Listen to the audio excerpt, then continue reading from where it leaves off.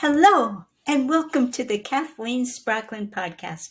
I am a woman on a mission to gather a cadre of writers, thinkers, and teachers who are transforming the world, one character at a time.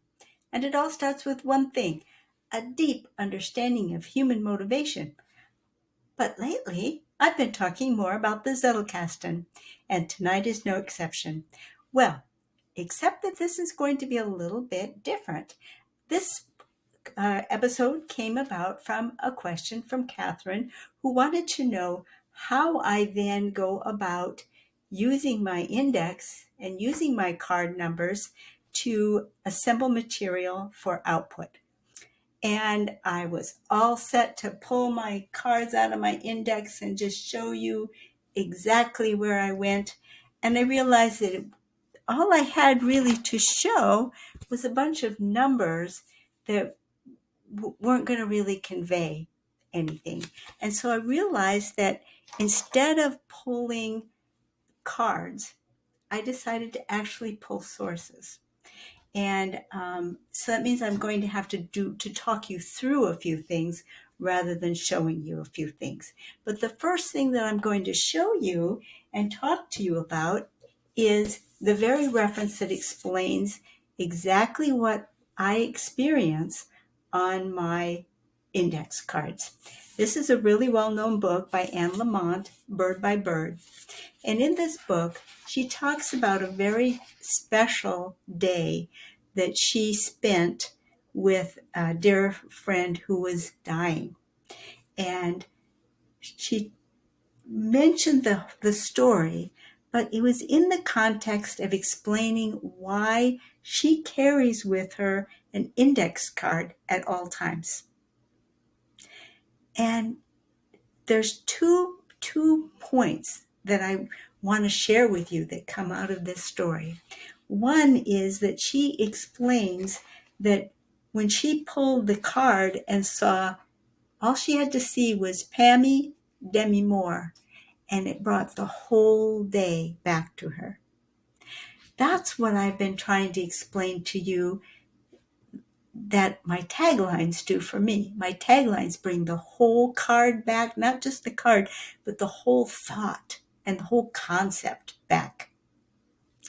And the other thing that she talked about was why she actually carries an index card with her, why she carries a notepad in her purse, why she tries to never, ever be away from a pen and a place to write something. Because she says, it was such a rare scene that you would think I would remember it forever. I'd remember it until I got home, where I could simply write it down in my notebook like some normal functioning member of society. But then I wouldn't. I'd get home, remembering that I'd thought of or heard the perfect image or lines, and she goes on to say that she can't reconstruct them. So that is a part of the immediacy of having something to write, having something to capture. But that those poignant scenes, those poignant moments, as a fiction writer, of course you want to capture those. But when you're in the realm of ideas as well, those ideas can be burst as a bubble just as readily as Anne describes in her experience.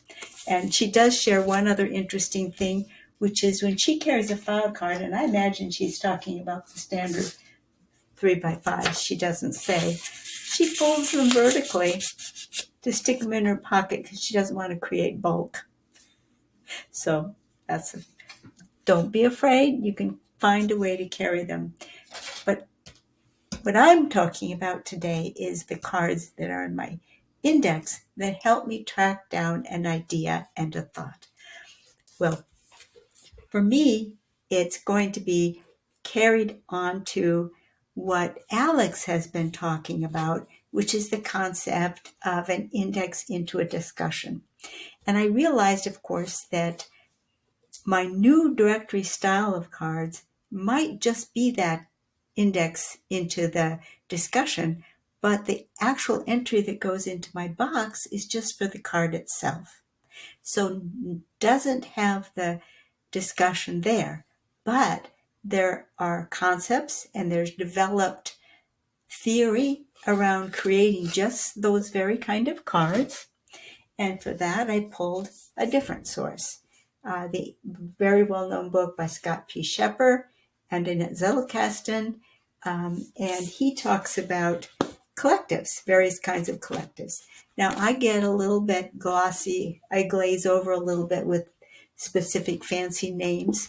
But in particular, the kind of collective that I am in the process of doing when I gather these card numbers is a collective that Scott calls the cardling collective. And there's simply notes that point to different cards. And that, Alex, is your conversation card, because it's wherever he had to go, wherever I have to go to collect the related thoughts for the idea that I'm putting together. In this case, I'm putting together starting work on my July physical newsletter. So it does have a name. It's called the Cardling Collective. And I imagine that he also would index his Cardling Collective. I tend to do something slightly different, as I've already explained to you. I tend to put my work on bib cards because my work is spread across yellow legal pads where I write and the sources that I'm gathering, and I want to have them all together in one place. So for me, that I put them on a project bib card with the same idea. You're collecting your thoughts. Okay. So what kinds of thoughts was I looking to collect? Well, it started with one card that was playing in the back of my mind since my last newsletter. And it's the concept of how typically a child forms a secure attachment. And there are 4 S's, and this guy is right here, Daniel Siegel, is one who really helped express and develop this concept of the 4 S's: safe, seen, soothed, secure. And the idea is that to really develop properly and to develop good, strong relationships with the other human beings in a child's life, the child needs to have all 4 of those things.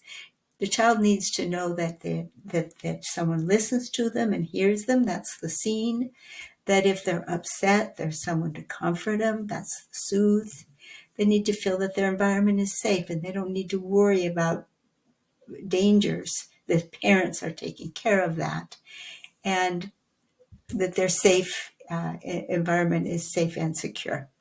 So where I am working with this concept and this idea is the idea that perhaps, and not necessarily scientifically or psychologically in any kind of a formal way, perhaps very informally and simply functionally, I've been exploring the concept that perhaps it's helpful to think of our less conscious side of our brain, what I call the less verbal side, some call the subconscious mind, treating the subconscious mind as an entity that deserves and needs to feel those same 4 S's, needs to be seen, soothed, safe, secure, and in particular needs to be able to, on occasion, to communicate back across to the conscious mind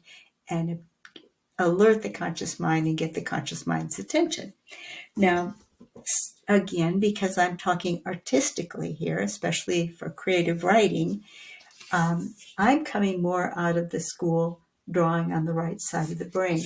The idea that basically, if you're not employing your subconscious, you're only using half of your brain. And it's somewhat metaphorical.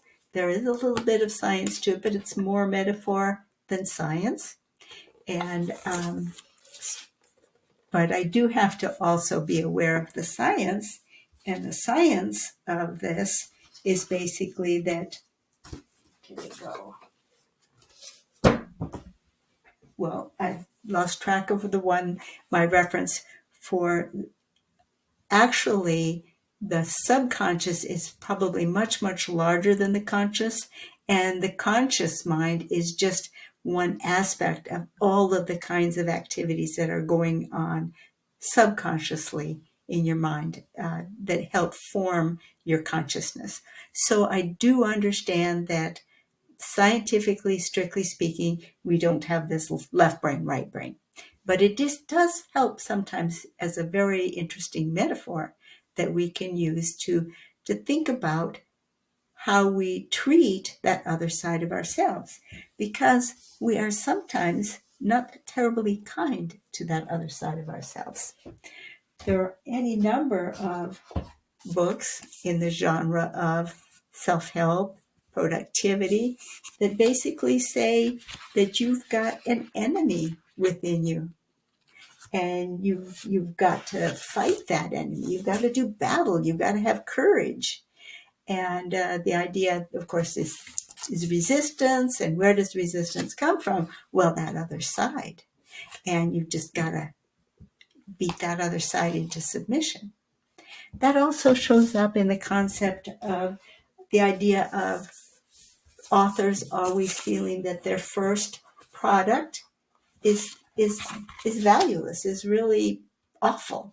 And this interestingly came up just this morning in a meeting that I was in with Quentin Payne when he cited that. The idea that, you get something down on paper and you think it's so wonderful, then some time passes and you look at it and you go, that's ghastly. It's not my experience, but why? Why is that not the experience? It could be that I'm too dumb to realize that it really is crummy. I won't rule that one out. But I like better to think about the concept of working with, in tandem with, in concert with, in unity with the whole brain, whether there's a sharp dividing line or not. And there's an interesting study. This has been repeated time and time again. It's reported here in a book by Daniel Gilbert, where he gives a whole list of words. And the words are bed, rest, awake, tired, dream, wake, snooze, blanket, doze, slumber, snore, nap, peace, yawn, and drowsy. They cover the list, and he asks, well, which word was not on the list? Bed, doze, sleep, or gasoline? Well, don't be silly. Gasoline? Okay, yeah, gasoline wasn't on the list, but what other word wasn't on the list? Sleep. And even though all of these other words pertain to sleep, people will swear that sleep was on the list, and they will swear that they remember reading the word.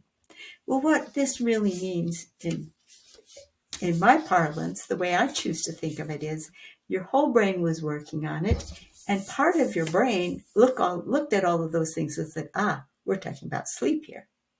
So in other words, that word sleep would do that job of capturing that list in the mind, because it's the thing that captures the whole idea.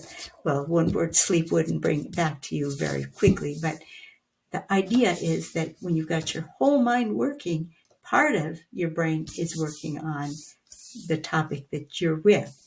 And of course, that's the well-known thing that people call flow, the flow state. But there's another description of it in a different book that I really, really, really enjoy. This book is by Gregory Boyle, Forgive Everyone Everything. If you really want the artistic side, you can't beat it with this, because it's a book by full of art. And what he says about attentiveness, which is really amazing, is that he's describing one of those scenes, much like the type of scene that was described in Bird by Bird. Then you decide that what is right in front of you is so magically special that you cease to care about what happens next. To me, that is the very essence of being in the flow. And if you're writing from being in the flow, then you're writing with your whole brain. Because if that whole scene is that magically special, all of you is present in that scene. And that's one of the things that I'm trying to work towards in my experimentally in practices in the same genre of the kind of practices that a self-help book would say, oh, try this, not in the genre of a rigid scientific book that would say, oh, well, yes, but the cells aren't really doing that. And come up with some concepts for how the two sides of the brain can communicate effectively. And I've been writing about that in my newsletter, and I won't go into it because that's another topic. The topic that I'm trying to deal with here is the question of how do you pull from an index to create the thoughts and the concepts that you want to use in something that you're writing. And in this instance, I don't have a well-developed conversation around that topic. So I had to pull all kinds of different cards from all kinds of different locations to build up the ideas, to pull the ideas that I was interested in. And then if I just tried to show you that with my down camera, look at this card, and this card, and this card, it doesn't say very much. So I said, okay, I'm going to do the next step, and I'm going to pull the actual beast. I'm going to pull the books and talk about the ideas. But the beauty of having them on an index card, folded in half or not, the beauty is that you've got it all in one place, and you don't have to go back. Now, sometimes there will be something where you commented on a quote, but you didn't actually give the quote, and you remember that, oh, that quote was so nice. And you'll want to go back and actually to the book and get the quote. But usually it's not even necessary to go back to the book if you've taken quality bib cards. You usually will have enough on that card to organize your conversation and make the point that you're trying to make, or in my case, put together the ideas in the cards on the desktop and say, okay, am I getting patterns here? Am I getting patterns here? And I'm already feeling that, yes, patterns are arising. I haven't got my wording yet, but they're definitely arising. And I suspect that over the coming several months, I'm going to be able to do a much better job of communicating between the two sides of my brain, the artistic side and the mathematical side. I have an advantage in that I have a leg in both worlds. So I want to share that with you. And even though I didn't show you any directory cards, that is a more accurate description of how they work than showing you printed cards with letters and numbers on them. So that's it for tonight. Thank you. Bye-bye.